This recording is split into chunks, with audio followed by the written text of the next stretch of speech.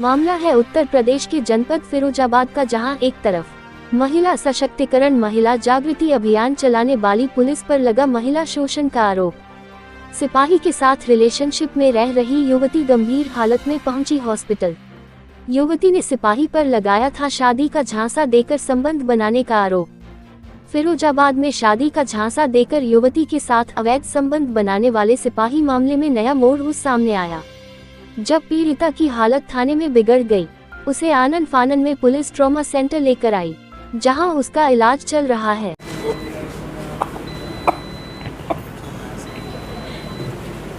क्या नाम आपका? कुमारी नीतू। क्या हुआ था? मैं औरैया जिले की रहने वाली हूँ। औरैया जिले से रहने वाली हूँ मैं। यहाँ पे पुष्पेंद्र कुमार पुलिस में तैनात फिरोजाबाद है। उससे मेरा 4 साल से रिश्ता चल रहा था, फिजिकल रिलेशनशिप में भी रहा। फिर मैंने यहाँ सीओ पुलिस अधीक्षक को एप्लीकेशन दिया। 11 जून को प्रवीण कुमार तिवारी सीओ साहब के यहाँ जांच आई। वो कहने लगे कि 10 लाख रुपए देके तू रफा दफा केस कर ले। मैं पुलिस विभाग की बदनामी नहीं कराना चाहता और अपने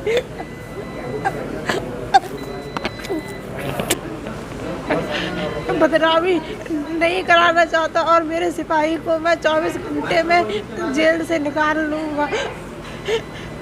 कल मुझे पुष्पेंद्र कुमार ने मुझे अभी मक्खनपुर थाने में मिला। उसने मुझे एक इतनी बड़ी पुड़िया दी कि ये खाने मर जाएगी तो हमें 376 बच जाएगा और हम जेल काट के आ जाएंगे घर 2 महीने में। मामले में पीड़िता ने कहा उसको थाने में बुलाया गया, पुलिस उस पर दबाव बना रही है और थाने में ही उसके प्रेमी पुष्पेंद्र ने उसे एक पुड़िया दी, कहा खाओ और मर जाओ। उसने गुस्से में वो पुड़िया खाई और उसकी हालत ऐसी हो गई। वहीं पुलिस ने इस मामले में आरोपी सिपाही को गिरफ्तार कर लिया है।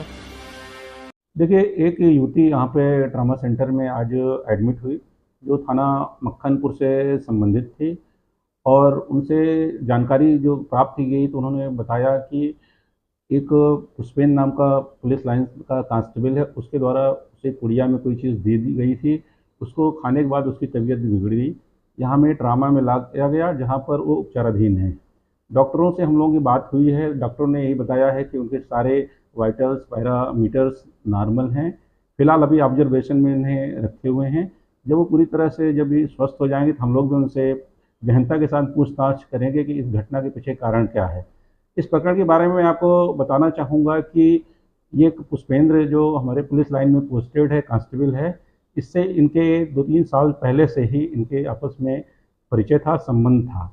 उसके बाद से इनमें आपस में किन्हीं कारणों से मतभेद हो गए।